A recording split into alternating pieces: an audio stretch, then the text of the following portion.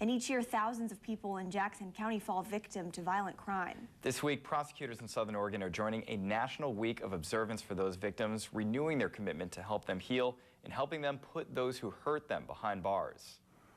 Navigating the courts can be a difficult process, something Susie Jones found out 4 years ago. One night, my husband and I had an argument.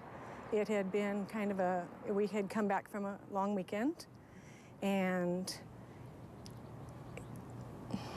the domestic abuse Susie endured that night is too much for her to talk about even today.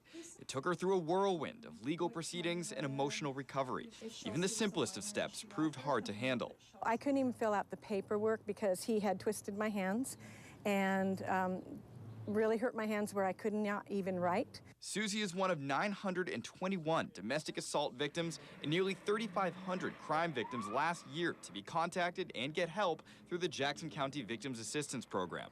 The program escorts victims like her through the court process, helps them obtain counseling, find support for medical expenses, and much more.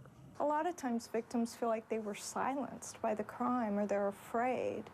And our job here is to give them a voice to be able to finally say something in a safe environment to the person who hurt them. By doing so, they not only help those victims recover, but also help keep the criminals who harmed them off the streets. We need victims to have a voice in the prosecution to be able to prosecute effectively and hold offenders accountable and reduce the crime rate. And while the grant-funded program can't save everyone, Susie says she has them to thank for getting her life back.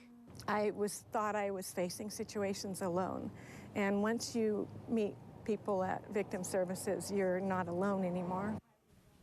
The National Crime Victims' Rights Week will be observed nationally from today through April 12th. Representatives of the District Attorney's Office say they not only want to remind victims that they aren't alone, but remind them to speak up to keep those crimes from happening again.